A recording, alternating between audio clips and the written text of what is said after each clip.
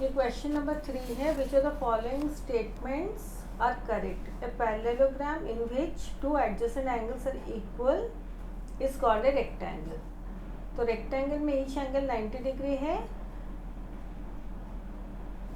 तो इस पैरेललोग्राम में दो एडजेसेंट एंगल्स इक्वल है, तो ईच एंगल 90 डिग्री है.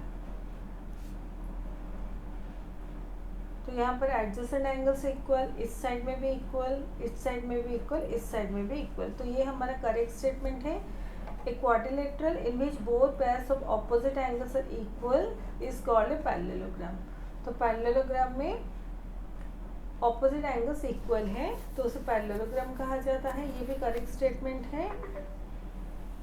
In a parallelogram the maximum number of acute angles can be 2. तो ये हमारा एक पैरेललोग्राम देखिए, तो दोनों ऑपोजिट साइड जो है पैरेलल है. और मान लीजिए ये हमारा ट्रांसवर्सल है, तो ये दो एंगल मिला के हमारा 180 डिग्री होगा. लेकिन इसे देखिए, ये हमारा एक ऑब्ट्यूज एंगल है, तो ये हमारा एक एक्यूट एंगल होगा, ताकि दोनों मिला के 180 डिग्री होगा. अगर ये ऑब्ट्यूज है, ऑपोजिट एंगल से इक्वल, तो ये भी ऑब्ट्यूज है. अगर ये एक्यूट है तो ये भी एक्यूट है. तो मान लीजिए ऑब्ट्यूज ये 110 डिग्री है, तो ये हमारा 70 डिग्री होगा, ताकि टोटल मिला के ये 180 डिग्री होगा.